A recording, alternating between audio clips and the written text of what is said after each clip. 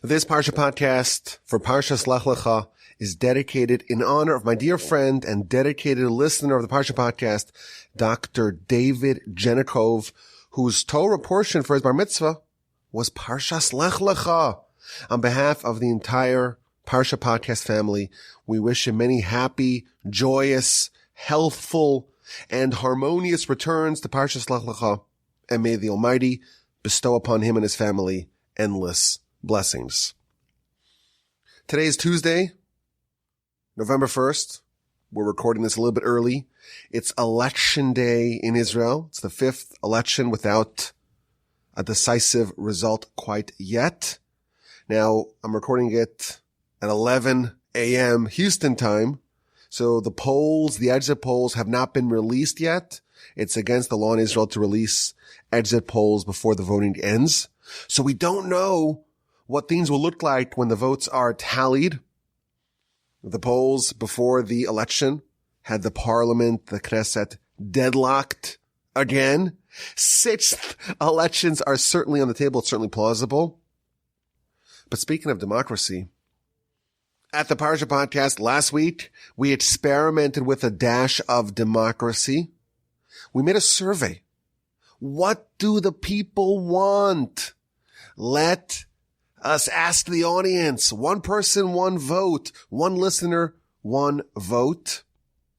Do you want to keep the 3 weekly episodes, the rebroadcast on Sunday, 5781 from the 5th season of the Parsha Podcast on Tuesday, and the new episode on Thursday?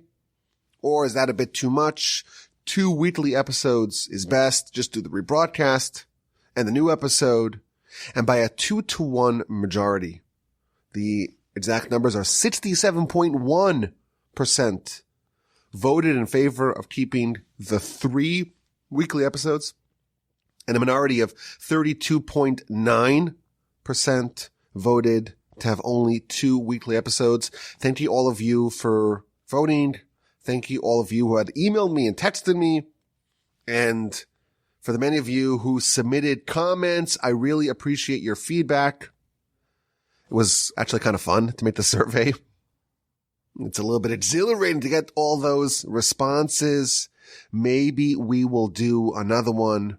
But with that, let's begin. Let's dispense with that democracy and let's restore the autocracy of the Parsha Podcast. It's Parshas Lech Lecha, and we meet the most impactful man of all time. It's Abraham. Abraham's going to change everything. He's going to change and radically alter the course of history. And this Parsha, next week's Parsha, and really the rest of the Torah follows him and his family and his descendants. And it starts with his journey from his familiar abode, from where he grew up, from his father's household, from his land, from his life of relative familiarity and comfort, to the unknown. Leave your land, leave your homeland, leave the house of your father, and go to the land that I will show you. Abraham leaves the comfy confines of what he's used to, and he embarks on an odyssey to the unknown. The Ramban tells us that he actually wasn't told where to go, and he meandered from land to land until he arrived in Canaan, and God says, okay, this is it. And when he gets to Canaan, things aren't so easy. There's a famine. He has to go to Egypt. His wife is kidnapped. He has scuffles with his brother-in-law and nephew Lot. He gets drawn into a world war. He has severe domestic strife when his barren wife, Sarah, she requests that he marry his maidservant, their maidservant Hagar. And the Parsha ends when Abraham is renamed Abraham. He's told initially Abram, Avram, and then he's renamed Avraham, Abraham, and he gets the covenant of the bris milah, of the circumcision. Now, of course, Abraham's storyline continues next week with more dramatic and nail-biting stories and travails. But I don't want to spoil the story for you. We'll have to hear more about that next week.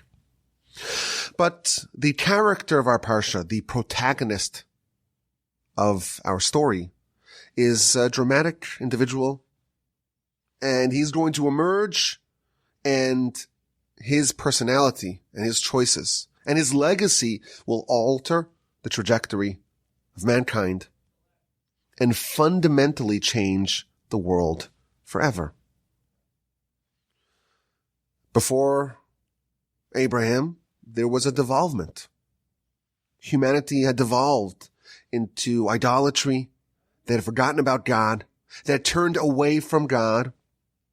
And everything was in this downward spiral until the arrival of Abraham. And he's going to begin the process of fixing the world, upgrading the world, upgrading humanity, ridding the world of idolatry, building the nation that will effectuate the perfection of the world and the restoration of God to his throne of glory in this world as it is in the upper worlds. But our Parsha, and truthfully the next one as well, does not just follow the story of Abraham exclusively. He has a sidekick who accompanies him, his brother-in-law and his nephew, Lot. This Parsha and the next one are kind of parallel, interlaced stories of Abraham and Lot, or Lot. And when we study and when we contrast these two personalities and their storylines, we discover something incredible. Let's take a closer look. Who was Lot or Lot? It's a little confusing to follow the genealogy, but Abraham is one of three boys, three brothers. One of the brothers was named Haran, and he died young under very dramatic circumstances. And Haran, before he passed, had three children, Lot, and two daughters, Milcah and Yiscah. Yiscah, we're told, is a nickname for Sarah, either because she was so beautiful, or she was so regal, or she was such a prophetess.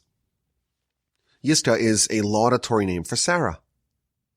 Now, Abraham is going to marry Sarah, so in effect, if you're following the genealogy, Abraham marries his niece, the daughter of his brother Haran. The son of Haran is Lot. So that's Abraham's nephew. It's his brother's son. And it's also his brother-in-law, because he is the brother of his wife, Sarah. Now, what do we know about Lot or Lot? So he has, I think, one of the most unusual character arcs in the Torah. He's almost a portrait of paradoxes.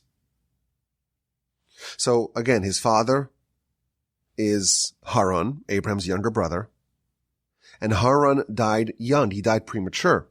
The verse tells us this is at the very end of Parshas Noach, last week's Parsha, chapter 11, verse 27. These are the children of Terach. Terach is the father of Abraham. And Nahor, and Haran is the father of Lot.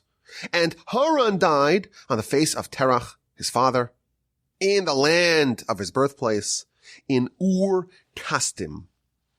Now Rashi tells us something bonkers. This is the dramatic circumstances of Haran's death. The verse says, Haran died on the face of Terach, his father. What does that mean? So Rashi says, something bonkers. Rashi says that he died due to his father. Because Terach, the father of these three boys, accused Abram, then called Abram, of destroying his idols. We know the story. Terach was a wholesaler of idols, and he leaves Abram in charge, and Abram already has the understanding that there's only one God, and if you make some sort of figurine that's not a representation of God, that has no power, and Abraham slashes and destroys and shatters those idols. Now Terach was an avowed pagan, and he drags Abram before the king Nimrod to punish him. And Nimrod tries to get Abraham to recant. And he says, if you don't capitulate, I'll throw you into the furnace. And Abraham was thrown into the furnace, but miraculously, he was not singed. Now, a lot of people, they were watching this unfold including Abraham's younger brother Haran. And he's watching this showdown, this standoff of Abraham and Nimrod. And he says, listen, I don't know who to choose. I'll wait and see. I'll do the sensible thing. I'll wait to see which one of these sides win. If Abraham wins, then I'm Team Abraham. If Nimrod wins, I'm Team Nimrod. Abraham's thrown into the fire. He is not licked by the fire at all. He is not singed by the fire. He's untouched by the fire. So Haran says, here, I volunteer as tribute. I'm Team Abraham. And they say, okay, well, I'm also a believer. I'm also repudiating all idolatry. Count me in, Team Abraham. They say, okay. They chuck him into the furnace, and he is burned. And he dies on the face of Terach, his father. And he died in Ur Kasdim. The word Ur means a fire. The fire of Kasdim. He died in the fire of this furnace. After Abraham was saved, Haran was burned in the conflagration. And this is Abraham's brother, and weirdly his father-in-law as well. And Haran is the father of Lot and Sarah, i.e. Yisra. Abraham was saved miraculously. His brother Haran was engulfed by the flames. And again, Lot is Haran's son. So we can start off with just a question here to understand what happened over here. Why was Abraham saved and not Haran? God intervened. Abraham, you're fighting for me. You're willing to go into the fire to not repudiate your faith. I'll intervene. I'll save you. Haran does the same thing, but he is not spared. Now, moving on, if you read those verses carefully, just to understand the backstory here of these people, of these characters, you'll notice that the Torah makes an effort to attribute Lot to his father Haran, but it goes out of its way to not attribute Sarah to her father Haran. He has a son and a daughter. There's, of course, another daughter, which is Milcah, but he has a son and a daughter, Lot and Sarah, and the Torah goes out of its way to say that Lot is the descendant of Haran, but it tries to minimize the familial connection that Sarah has with her father. When it talks about the sons of Terach, 11:27, it talks about Haran. V'Haran holidus Lot. Haran is the father of Lot. Sarah is not mentioned. When it talks about the wives of Abraham and his other brother Nachor, this is in verse 29 of chapter 11, it tells us that Abraham married Sarai, which was then called Sarai, before she was renamed to Sarah. And Nachor married Milcah, which is the other niece, Bas Haran. And then it's the daughter of Haran. Then it says, Avi Milcah, Avi Yisra. Haran is the father of Milcah and the father of Yisra. Again, who is Yisra? That's Sarah. But her identity is concealed, as if to minimize her association with her father, with Haran. Sarah's called Yisra exactly once in the whole Torah. When her relation to Haran is mentioned. That nickname, that laudatory nickname, is never revisited. It seems that the Torah is pointedly avoiding attributing Sarah to Haran, while Lot, it's the opposite. There's a studious effort to indeed attribute Lot to Haran. Now moving on, when we read the story of our Parsha, Lot is Abraham's sidekick. He joins Abraham in his travels. From Ur Kasdim to Haran, from Haran to Canaan, all over Canaan, Lot joined Abraham. Shechem and Beit El, and between Beit El and Ai, as Abraham progressively made his way south in Canaan, Lot is with him. When Abraham traveled to Egypt due to the famine, Lot joined. When they headed back to Canaan from Egypt, Lot was with them. And then we have a split. When they left Egypt, just as Abraham benefited financially from his trip to Egypt, Lot benefited as well from being part of Abraham's retinue. And there's this abundance of wealth, and each of these camps are laden with so much sheep, there's just not sufficient grazing area for Abraham's and Lot's flock. And the shepherds begin to scuffle, and Abraham's shepherds would reprimand Lot's shepherds for sending out their sheep without muzzles. And Abraham says, listen, I don't want there to be a fight between the camps. This is chapter 13, verse 8.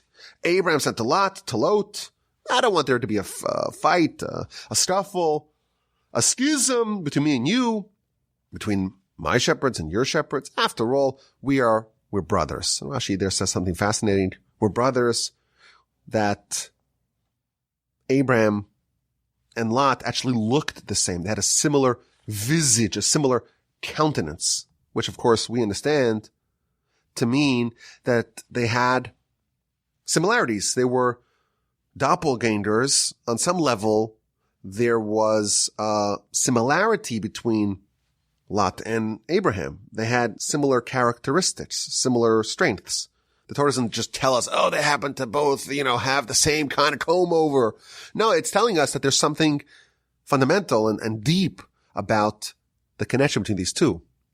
The Hebrew word for face and the Hebrew word for essence or internal essence is the same. Panim, which means inside and also means face.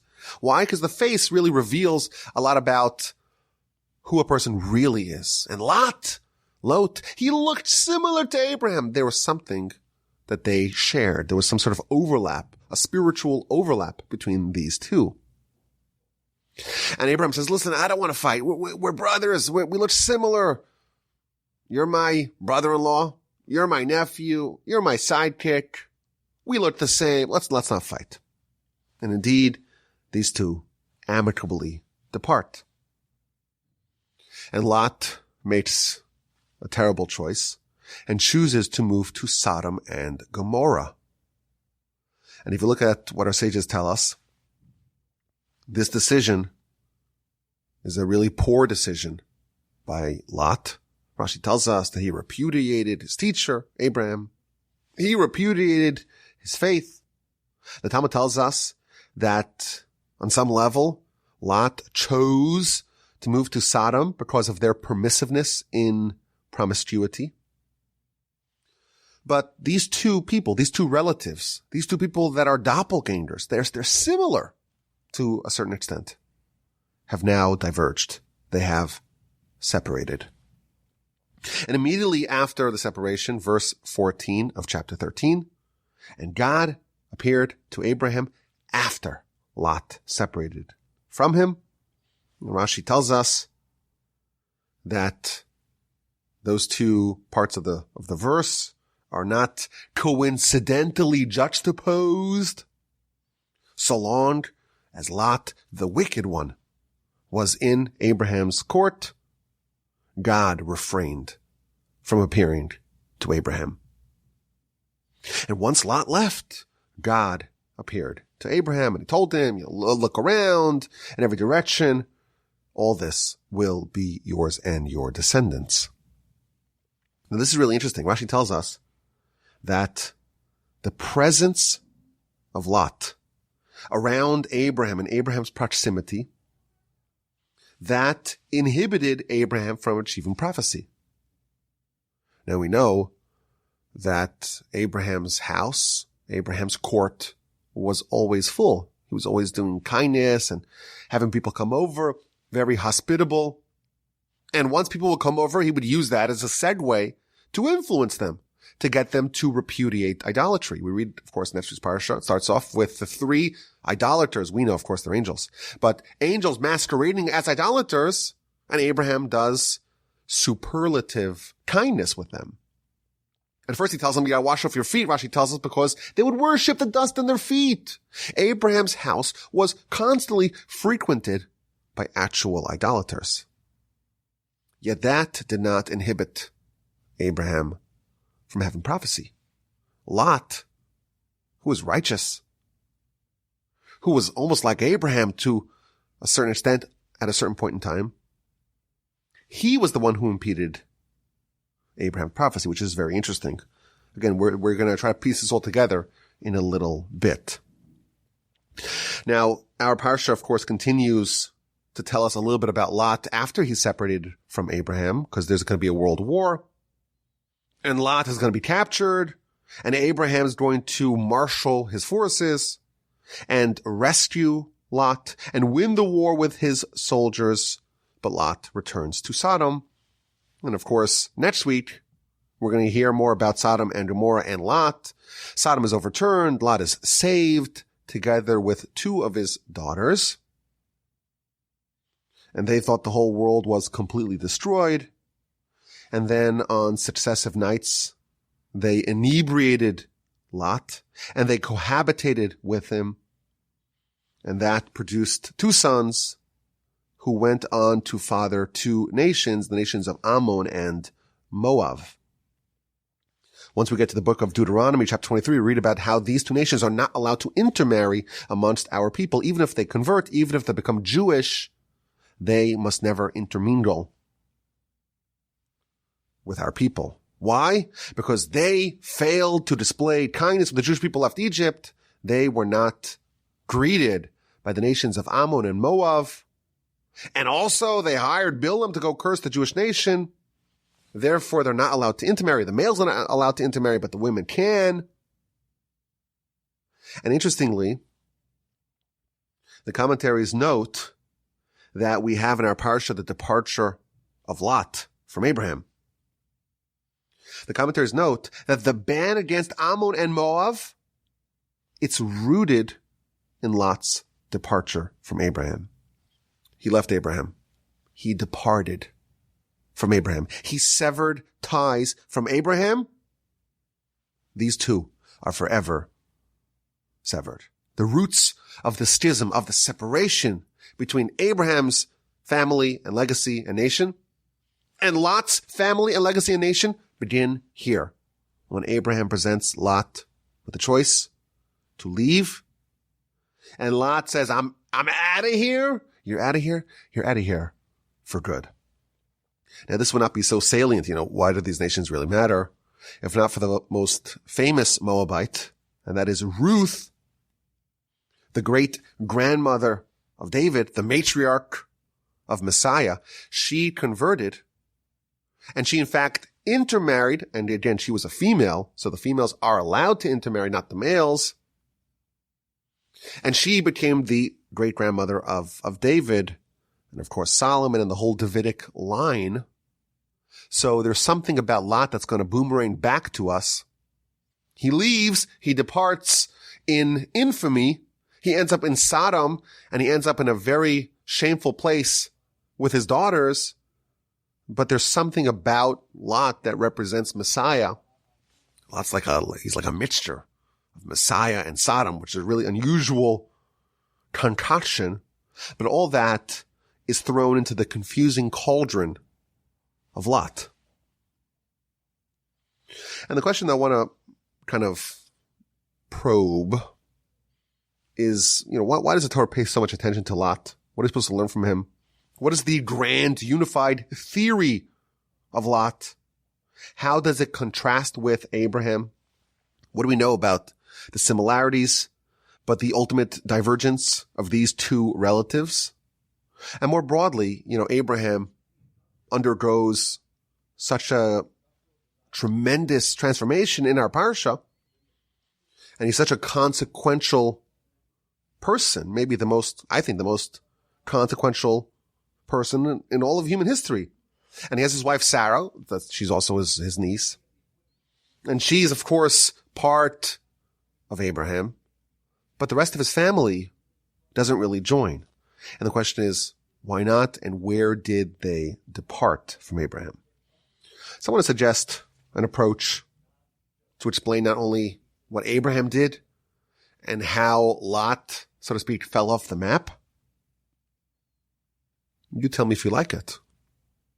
If you want to be in touch, you could send me an email. I read and respond to every email that I get. It may take some time. I do have a burgeoning email inbox as we speak.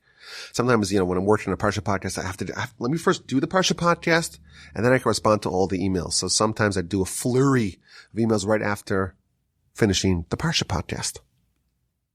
Maybe we'll do that later on today.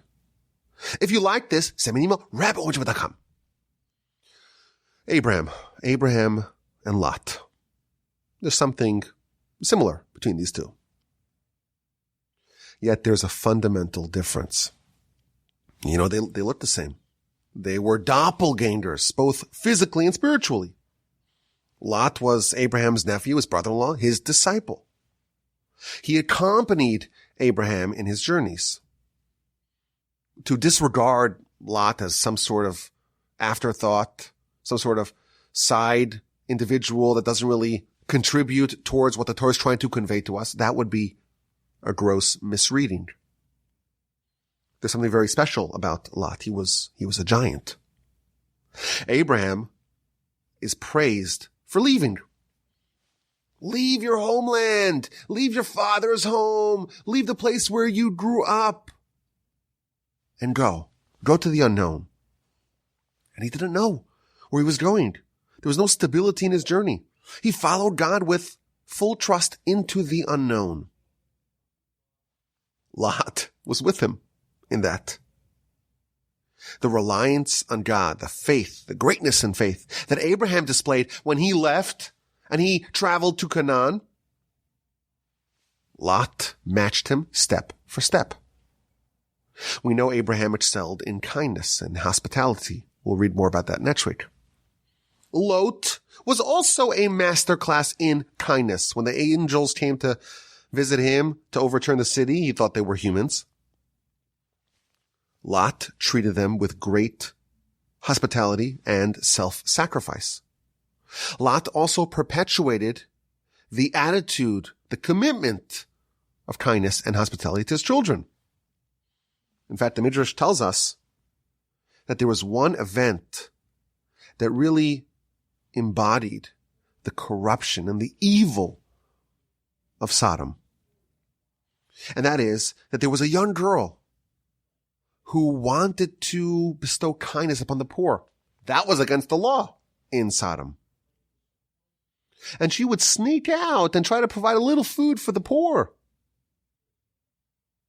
And she would hide the impoverished, and she would find a way to get around the rules, to skirt the rules, to sneak some food to the poor people. And she was arrested, and she was executed in a very harsh, macabre fashion. Think about it. What corruption. A city. There's an innocent, pure innocent young woman who wants to do kindness and hospitality and help the poor. And that's a capital offense in Sodom. And she was executed in a very gruesome, macabre, and heinous fashion. And that daughter, we're told in the Midrash, that's the daughter of Lot. So we see even once Lot departs from Abraham, even in the bowels of Sodom and Gomorrah, Lot engaged in kindness and hospitality and infused that in his children. When the angels come to the city, quite memorably we read how Lot baked them matzos. Rashi tells us because it was Pesach. How did he know to bake matzah on Pesach? Of course, he got that from Abraham. So certainly on some level, Lot is quite Abrahamic. In fact, we see his progeny, Ruth, and then David, of course, is Messiah. So ultimately, at least a part of Lot is part of the Abrahamic destiny. But something is lacking. Lot goes awry. He diverges from the path.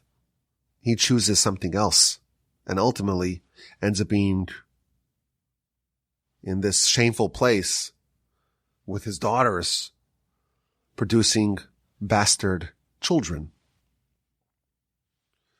If we study Abraham's storyline, we see tremendous transformation. He's Abram at the beginning of the Parsha. He becomes Abraham. He's this individual who is transposed into the patriarch of a great nation. He's a layperson who is transformed into someone whose descendants will inherit the land, from this commoner into the father of the eternal nation, the nation that will receive the Torah, the nation that will shepherd humanity and the world to perfection. But if we study Abraham's transformation, we will notice that it doesn't just happen with one switch. It's not just the product of one change. There are stations, there are stages in Abraham's transformation. Our sages tell us that Abraham was tested with 10 trials, and he triumphed in all of them. Abraham's transformation was staggered. It was the product of a series of progressively more challenging tests.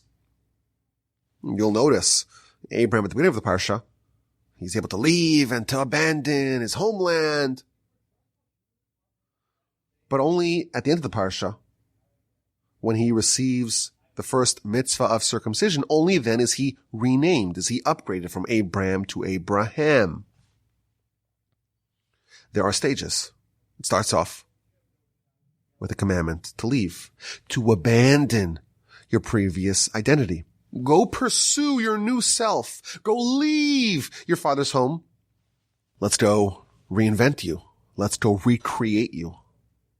In the land, Abraham is confronted with all sorts of challenges, all sorts of unforeseen tests, 10 trials. Each one is trying to destabilize him, to draw him back to his old familiar self, to the original Abraham.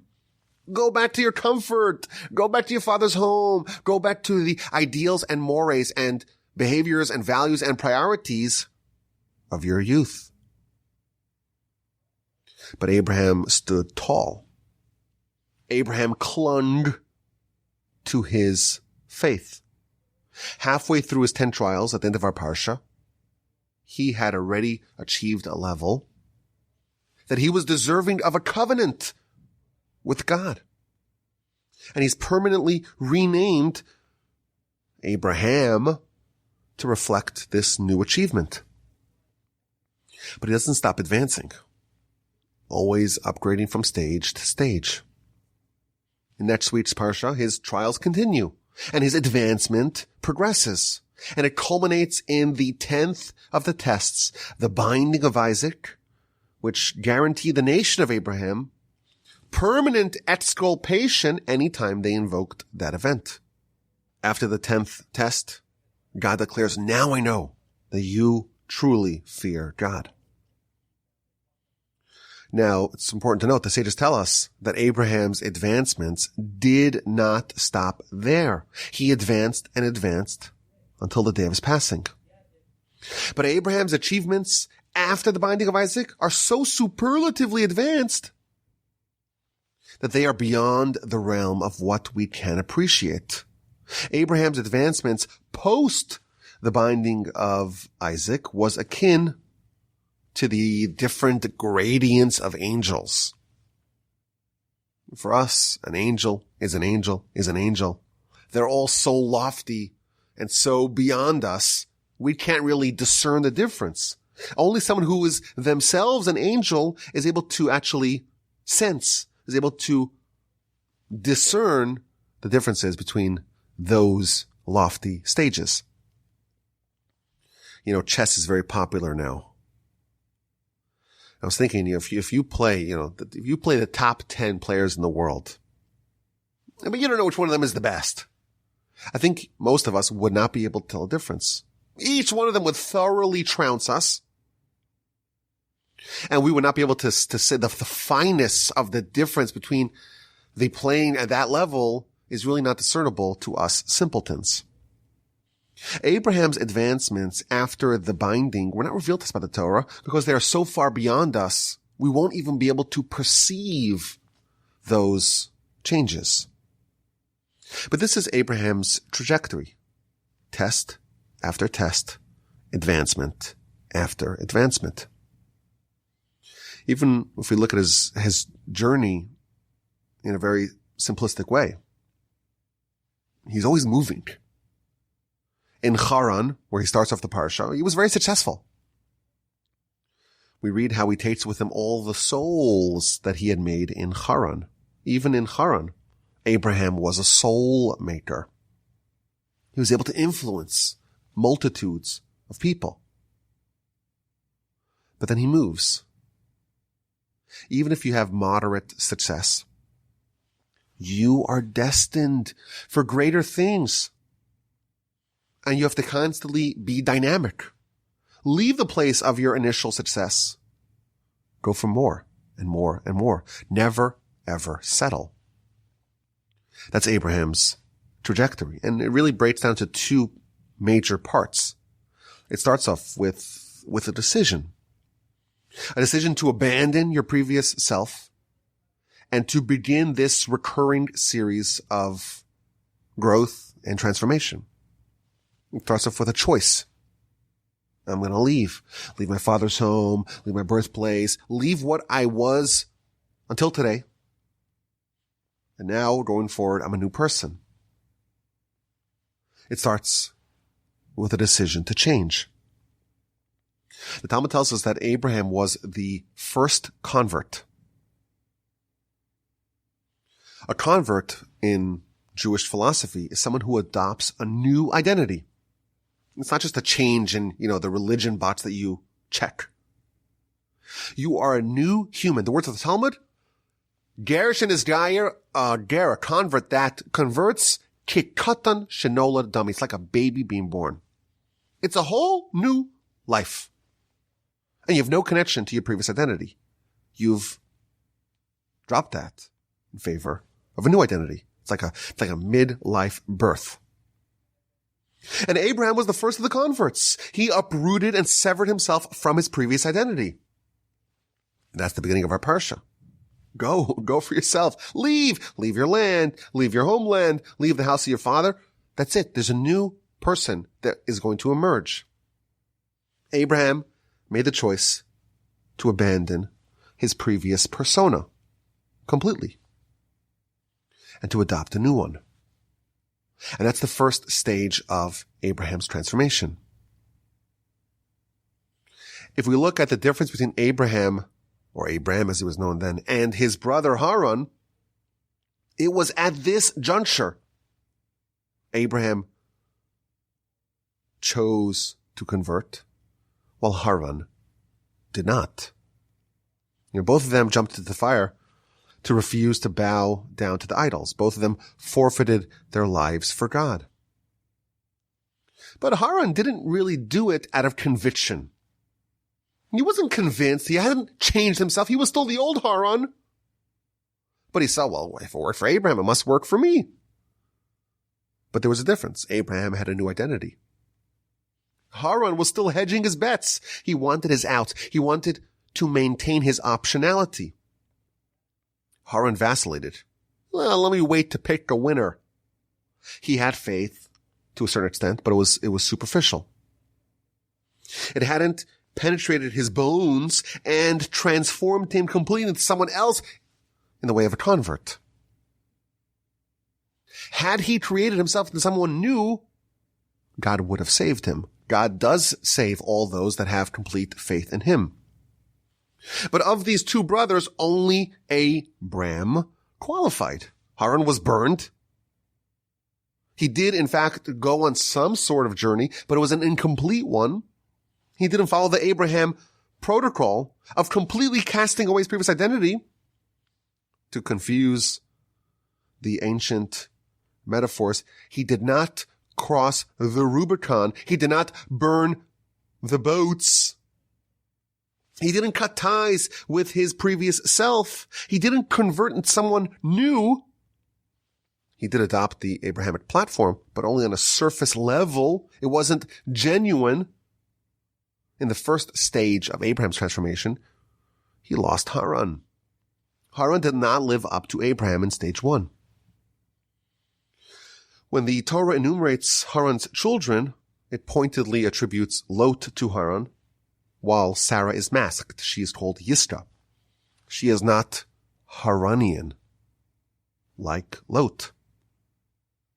But it's interesting, if you look at Lot's storyline, He does proceed with Abraham along his journey to a given point.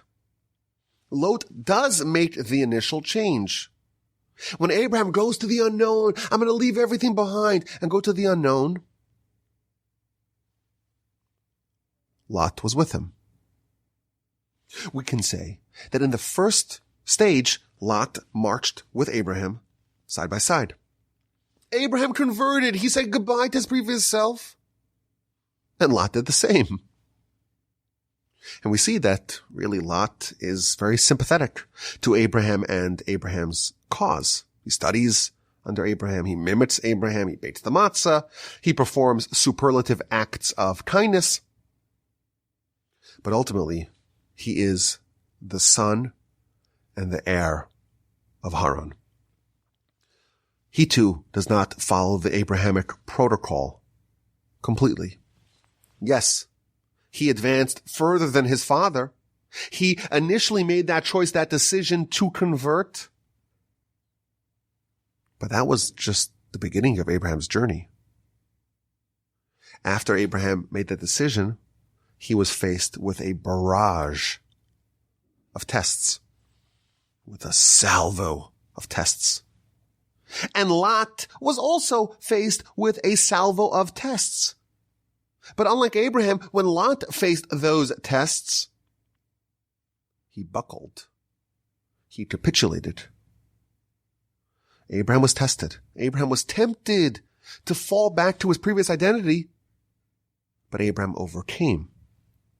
Abraham triumphed. But Lot capitulated. Initially, Lot matched Abraham. He was willing to go to the unknown. Stage 1 he was successful in. But when he was confronted with a test, he yielded and he fell. We're told that Lot looked physically like Abraham. At a certain juncture, Abraham and Lot were similar. They were in lockstep, reinventing themselves together, following God together, baking the matzah, performing otherworldly kindness together. Lot had the potential of being a second Abraham. But his story shows that at a certain point, when things got rough, he remained the son of Haran. When he reached a crossroads, when he was confronted with a harsh test, he reverted back to his old tendencies. Like his father Haran, he was not up to the rigors of matching Abraham. When he was tested, cracks began to appear in the new persona that Lot adopted. He was tested to muzzle his animals, but Lot was seduced by money. His avarice reared its head. When Abraham offered to depart amicably, this is another test to see whether he would stick to his new life or slide back to his old self, he made a blunder. Our sages tell us that his penchant for an illicit way of life was still present within him. When things got rough, Lot chose Sodom. Abraham represents real, fundamental, comprehensive change that withstands the scrutiny and the vicissitudes of test after test. Lot was not quite like his dad. He was able to initially engage in something beyond surface level change. But nevertheless, he failed before the finish line. He tumbled back to his previous self when he was tested. Hence, the Torah pointedly attributes Lot to his father. He too was incapable of matching Abraham. His sister, Sarah, she is completely with Abraham, and her familial connection to Haran is deliberately masked. The Torah calls her Yiscah.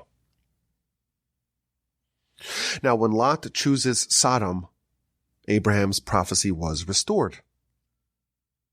And Rashi tells us that so long as the wicked one Lot was around Abraham, God did not speak to him. And then we ask the question, Abraham's house was always filled with idolaters. That's who he was trying to persuade to adopt monotheism. Yet all those idolaters milling about did not inhibit Abraham's prophecy. Lot did. Lot, who was a believer, who was a paragon of kindness, who was a great man of self-sacrifice. Yet he was the one who impeded Abraham's prophecy, not all those idolaters. And the reason for this is because Lot began his downward spiral. He had ascended to great Abrahamic heights, but because of his failure to stand up to his tests, he began to go in the wrong direction, descending down the path of moral and spiritual degradation. Someone like that, someone who is on his way down in that environment, it's not conducive to prophecy. If someone's an idolater, but they're on an upward trajectory, they're growing, they're advancing, they're changing for the good, they're with Abraham, and Abraham's moving them along their journey. God can still appear to Abraham when those people are there. After all, they're ascendant, they're growing, they're advancing, and that's what matters. They're heading in the right direction. Lot, on the other hand, he was descending. And someone like that will spoil Abraham's capacity to have prophecy when Lot is in his proximity. But even after Lot departs from Abraham, even in Sodom, he maintains a measure of the Abrahamic ideals. He bakes the matzah. He engages in tremendous kindness. Even one of his daughters is killed in a macabre fashion due to his kindness. But Lot's connection to Abraham and this vision of Abraham and this legacy of Abraham ultimately unravels completely. When he finds himself in a cave, drunk and consanguineously fathering bastard boys with his daughters, Lot's connection to Abraham is completely gone. He has regressed to a level totally unrecognizable to his former Abrahamic self. Now, these two sons that he bears with his daughters, they eventually burgeon into nations, the Ammonites and the Moabites. And at the end of the Torah, when the Jewish people are parting from Moshe, he tells them, this is Devarim, chapter 23, verses 4 and 5. These nations may never intermarry amongst the Jewish people. Why? Because they did not offer you bread and water when you left from Egypt, and they hired Bilam to come and curse you. The kindness of Lot was totally gone from his descendants. Nothing at all remained of Lot's tremendous initial foray into the world of Abraham. By the time these nations had grown, there was nothing left. There was no scintilla, no hint, no remnant, no vestiges of Lot's former Abrahamic self. Abraham undergoes a monumental journey in our Parsha, and of course the next one as well. But it's broken up into stages. It starts off with something akin to a conversion. He says goodbye to his previous self, and he jumps in headfirst into his new life.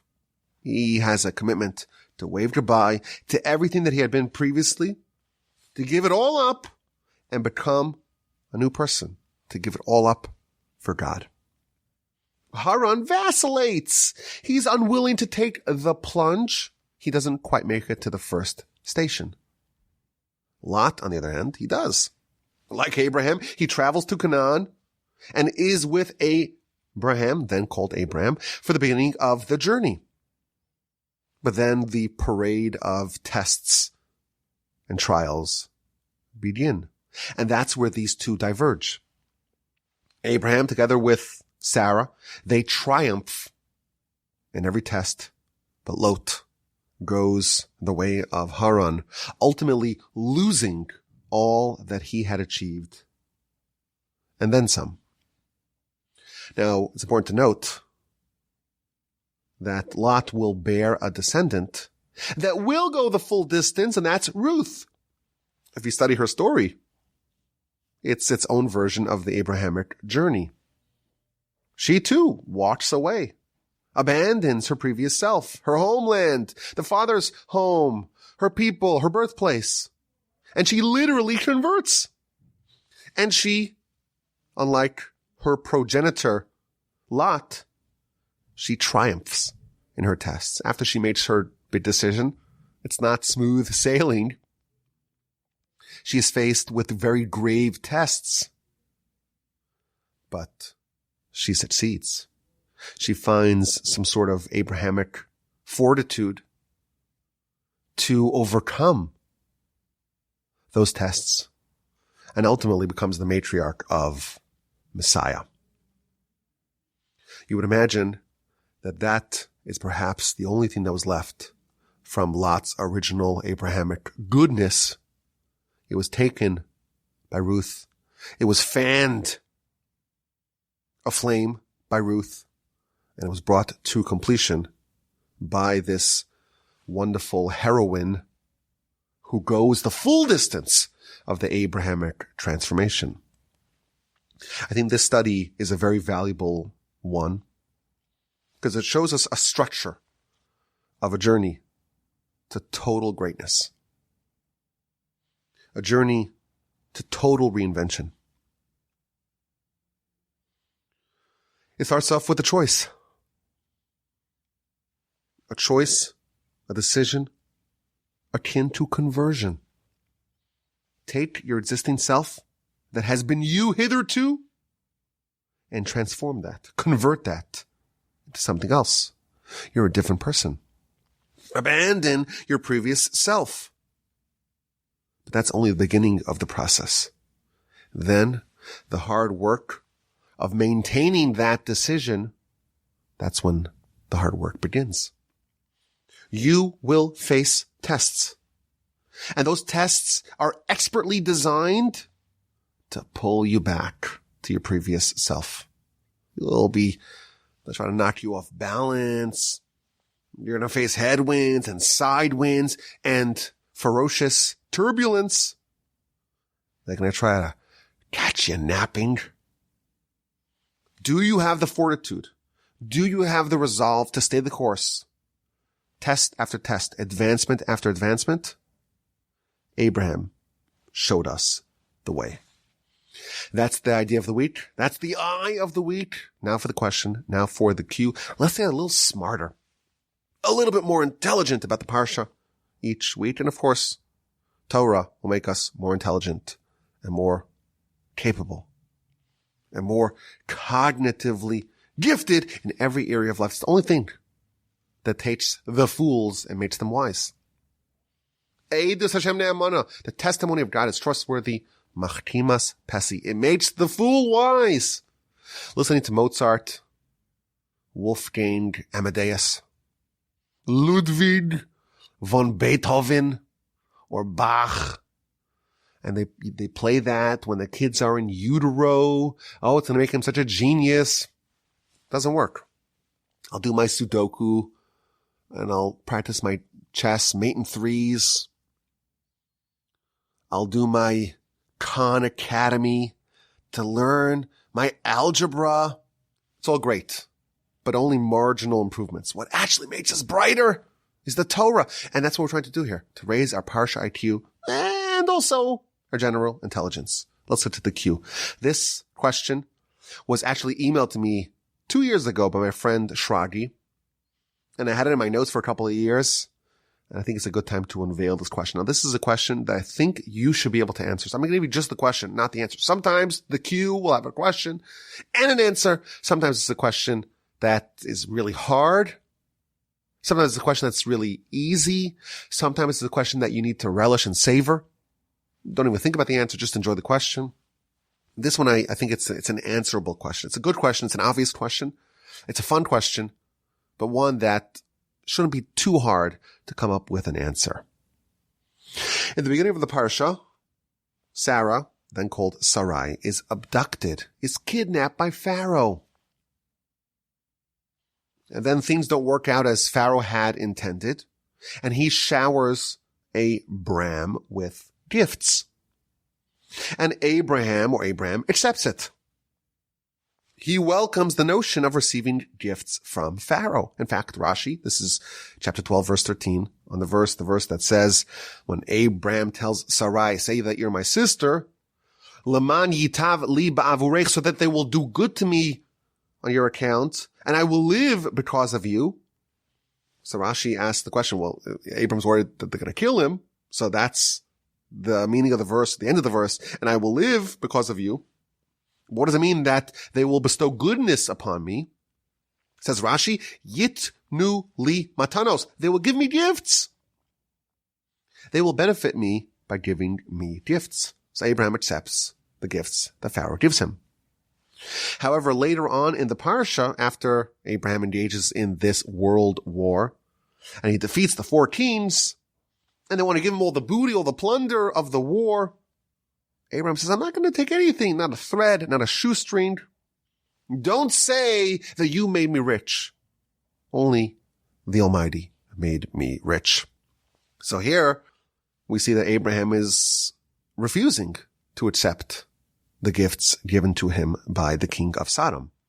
Somehow Abraham has no compunction with taking the wealth from Pharaoh in the beginning of the Parsha. He's not concerned that people can say, well, Pharaoh made him rich. Yet, at the end of the Parsha, or towards the middle of the Parsha, later on in the Parsha, he seems to be very resistant, completely resistant, to not accept any gifts. Why the inconsistency?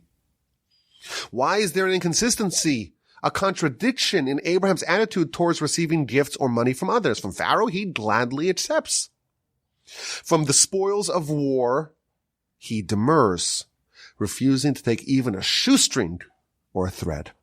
Now, for the sake of full transparency here at the Torch Center, our position is to follow Abraham in his behavior with Pharaoh. We gladly accept all gifts. In fact, we actively seek them. The website is torchweb.org. The link in the description. But how do we explain Abraham's inconsistency? How do we explain Abraham's about face? That's the question. I'm not giving you an answer. There are many answers, but devise your own. Come up with your own. I thank you for listening. I appreciate your listenership and your friendship and your kindness and your sweetness. The best, wonderful, most incredible audience in the history of all podcasts. Going back to the 1700s.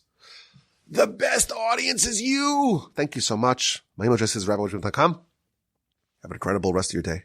Fantastic, splendid, terrific, uplifting, invigorating, exciting, memorable, peaceful, serene, and sublime. Shabbos upcoming, and please God, with help of the Almighty, please God, we will gather together again next week for the next edition of the Parsha Podcast. Until then, from the Torch Center in Houston, Texas, this is Yaakov Walby saying goodbye. And I love you. Send me an email, rabbiwajim.com.